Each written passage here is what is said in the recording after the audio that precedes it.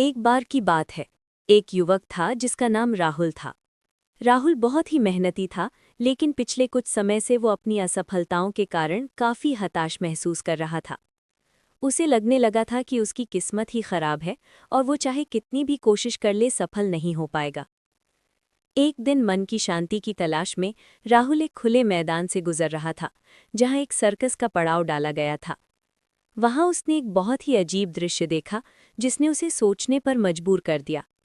उसने देखा कि एक विशालकाय हाथी, जिसकी एक चिंगार से पूरा जंगल कांप सकता था, वो एक बहुत ही पतली सी रस्सी से बंधा हुआ खड़ा है।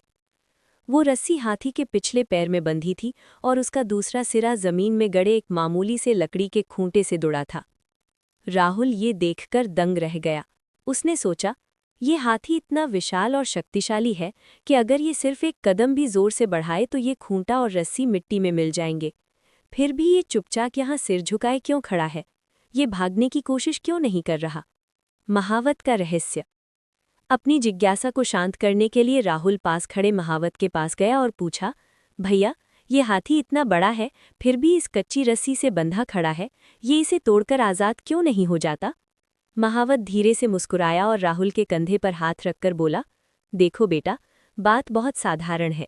जब ये हाथी बहुत छोटा था, तब हमने इसे इसी रस्सी और इसी खूंटे से बांधा था। उस समय इसके पास उतनी ताकत नहीं थी। इसने तब सैकड़ों बार रस्सी खींचने और खूंटा उखाड़ने की कोशिश की, लेकिन ये बच्चा था इसलिए नाकाम रहा।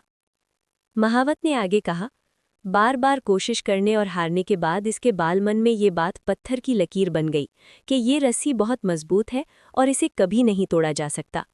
आज ये हाथी बड़ा हो गया है, इसमें पहाड़ हिलाने की शक्ति है, लेकिन इसके मन की जंजीरें अभी भी वही पुरानी हैं। इसे आज भी यकीन है कि ये रस्सी नहीं टूटेगी, इसलिए ये कभी कोशिश ही नहीं करता। कहानी से सीख। हमारे मन की सीमाएं। राहुल को अपनी आंखों के सामने अपनी ही समस्या का समाधान मिल गया था। उसने महसूस किया कि वो भी उस हाथी की तरह मानसिक गुलामी का शिकार हो चुका था। पिछले कुछ सालों की कुछ असफलताओं ने राहुल के मन में ये डर बिठा दिया था कि वो काबिल नहीं है। उसने कोशिश करना ही छोड़ दिया था, क्योंकि उसे लगा था कि हार ही उसका भाग्य है। राहुल और हम सब के लिए सबक। पुरानी हार को भविष्य ना बनाएं।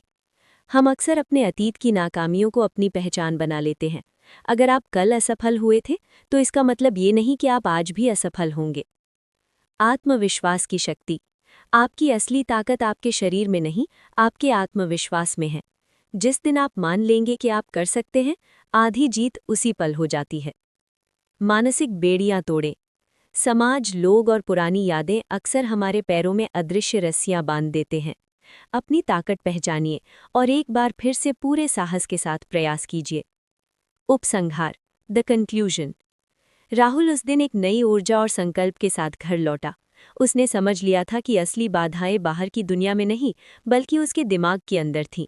उसने अपनी पुरानी सोच की रस्सियों को काट फेंका और एक बार फिर से जी जान से अपनी तैयारी में जुट गया। याद रखिए, दुनिया में आपको कोई तब तक नहीं हरा सकता जब तक आप खुद से हार न मान लें। अपनी मानसिक रस्सी को तोड़िए और अपनी सफलता की ओर कदम बढ़ाइए।